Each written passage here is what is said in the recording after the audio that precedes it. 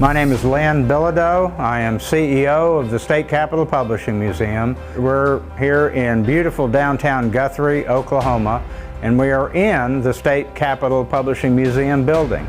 This building was built in 1902, has a lot of very unique features, and it holds a lot of Oklahoma history, both through the territory on into statehood. The original State Capitol newspaper building was on this site, and it burned to the ground Easter Sunday in 1902. This building, from Easter Sunday morning 1902, when they decided to rebuild, until it opened by the end of October 1902, was less than 7 months.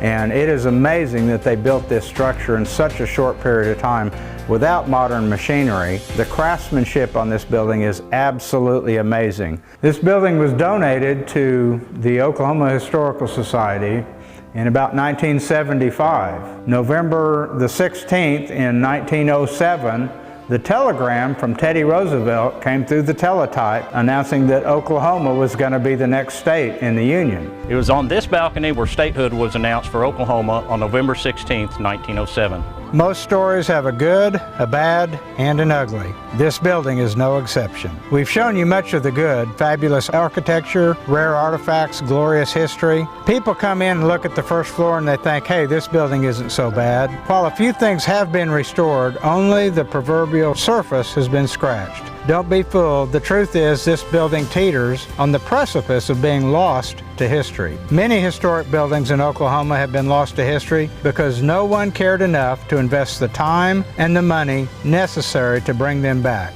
To save this building will take commitment, time, and most of all, money. If we cannot raise the money to save this building and its contents, this building will likely perish. This building is not only useful as a museum that can educate today's youth in a hands-on way to see what their ancestors had to do to get things into print, things they do with a computer or smartphone today with just a few keystrokes. There is a lot of unused office space that could be rented to like-minded organizations. There are large rooms that could be used for community events, but without funds, none of that can happen. We have identified nearly $7 million in needed repairs, refurbishment, and updating needs. All 143 of the windows that open and close need to be replaced. Most of the inner window sills are rotting away. Much of the lath and plaster ceiling on the top floor has fallen off from previous water damage. The building has no heat, let alone modern HVAC.